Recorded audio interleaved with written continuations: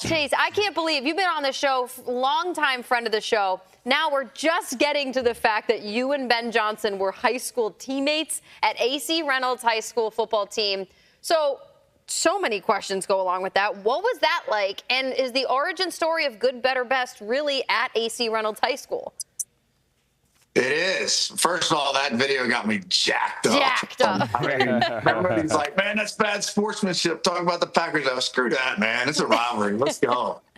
But we went back to, Ben and I played middle school together, high school together, and he was my college roommate at Carolina. So wow, we get way back. But it was our high school chant that we had, way back in the day. If we won the game, which we won a lot of games, we do good, better, best. It just got us jacked up. I don't think I ever saw it in the high school locker room as jacked up as he gets them in the Bears locker room. How fun was that to talk to Chase Rice, who's going to be playing at halftime of the Bears game on Sunday?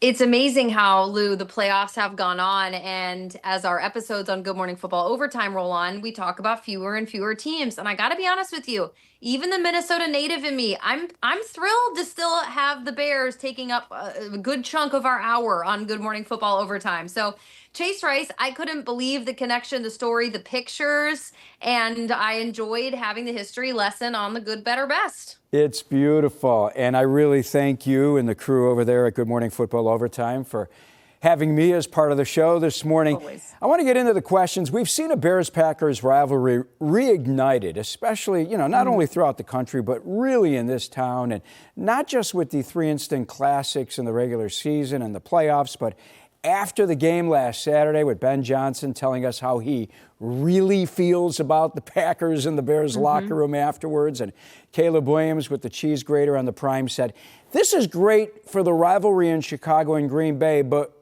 do you think the country is into it as well? I hope so. It feels like what sports used to be like, honestly. As I mentioned, growing up in Minnesota, I started my career in Boston. Those were my first two introductions to sports towns, varying degrees of intensity between those two sports towns. I put on the sliding scale Chicago closer to a Boston than I do a Minnesota. And I don't know if it's a Midwestern thing, if it's a competitive thing, but I personally think Chicago was clearly thirsty for this. One of the most successful franchises in basketball history, to have that rooted in the 90s and having Jordan, and that is your guy. To not have a competitive, feisty, angry Bears team, it felt sacrilegious to football. I'm so grateful that Ben Johnson has brought the team back, not only in skill level, but just in grit and in competition. And I personally am also grateful that Caleb Williams is with him in lockstep in engaging with the cheese grater. Listen, I'm a girl who knows the post-game interviews and some of those setup and the ploys are harder than they look. The fact that Prime Video crew kicked that off with him I was very proud of those guys. Yeah, he looked great getting into it like that in front of the Bears fans. What's the vibe about the Bears on Good Morning Football Overtime right now? Do people still question whether they're contenders or pretenders? I don't think they question that. I think as a football community, people are always pretty proud and root for the underdog. Now, that being said, you start to feel a little bit worried about the underdog when you go up against a top dog. And that's the Rams for us right now. The Rams all season long have continuously been one of the most, if not the most powerful team in the NFL. For some odd reason, their kryptonite twice this season wasn't a clunky game against the Rams, against the Panthers in the regular season. And then once again in the postseason. Now the Rams were able to figure it out last Saturday. But I have to imagine if you're a Bears fan, you much rather have had a different team in town to play than a Rams team this weekend. So I don't think that anyone's questioning the Bears' ability to be where they are. I am worried about how strong of an opponent the Rams are this weekend. Yeah, you bring up a great point. What's the vibe around Caleb Williams? I think I'm kind of drunk on his confidence, honestly. Like his post-game press conferences with his, I can make any throw, and it's just the way he kind of keeps this face in check but gives really good answers to questions. He's not just a stock soundbite. He's not boring. He's got a personality. He's got character. God, he's got talent, and I'm here for it. I'm so entertained by him. I love it. 8 years ago yesterday, the Minnesota Miracle. Case Keenum talked to the Bears about it this week. You're a Minnesota gal. Vikings shocked the Saints in that game, and then they get crushed the following week against the Eagles in the NFC Championship game. Do you think the Bears might go through an emotional letdown Sunday like the Vikings did back then? Gosh, I hope not. I don't know. I think two things were against Minnesota in that game against Philadelphia the following weekend. Yes, it was an emotional fall off. On the other side of that was the ultimate bait, which was playing a home game for a Super Bowl back in Minnesota. With that loss to Philadelphia back then, they lost the chance to play a Super Bowl back at home. I think that actually, in hindsight, weighed heavier on the team than the hangover from the Minneapolis Miracle, if that makes sense. So I don't know. I think Ben Johnson is smart enough to know to not look ahead, to not look forward, to not have to stare at a Seahawks team as your following opponent. So I don't know. There's something about Ben Johnson's edginess and the way that this team has been going about their business that I don't see an emotional hangover at all. I think they're going to be primed and ready. All right, I hope you're right. Talking about Ben Johnson, Sean McVay against Ben Johnson. What comes to mind for Jamie Erdahl when you hear that? When I hear, in one word, masterminds. Yeah. I mean, what brilliant play callers in the NFL. Young, voracious, competitive, smart, brilliant. The teams are always fun to watch. The players always seem so composed, sets people up for success, gets guys in the right spots.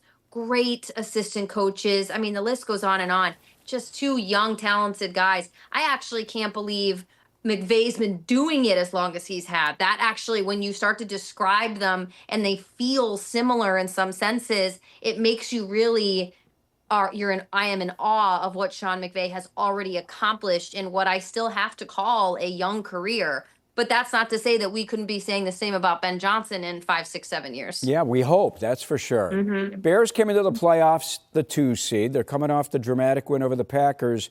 But the Seahawks and Rams are bigger favorites to win the NFC Championship. And actually, Jamie, 6 teams are bigger favorites to win the Super Bowl than the Bears. When you hear that, does that surprise you? I don't really lend myself to favorite talk a whole lot throughout the season. I like to watch the talent. I like to watch how teams are playing. The fact that the Bills, if they are still favorites against the Broncos this weekend, I honestly think that's because we haven't seen the Broncos in 2 weeks. I don't know if Vegas is having an issue with the eye test, but that even surprised me. So if I were Ben Johnson, I wouldn't even mention that word. Will Campbell's up in New England talking about he doesn't care what people have to say about him or how he played. A win's a win. CJ Stroud is barking at Steelers fans as he walked off the field after playing not a good game last weekend.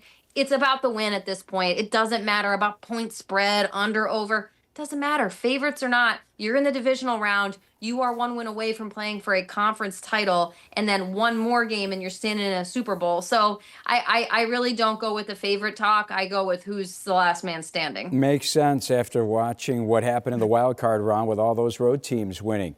You look back at the Bears, they win 7 games at the end, and still the doubters remain.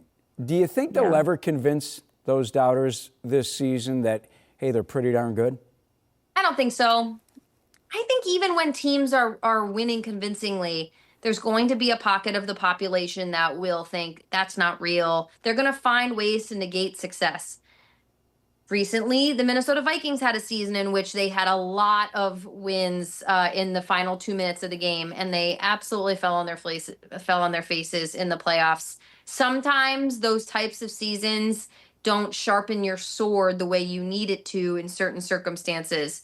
I feel differently about this Bears team. I feel that they aren't always coming from behind. They stay in every game. Last weekend excluding, of course.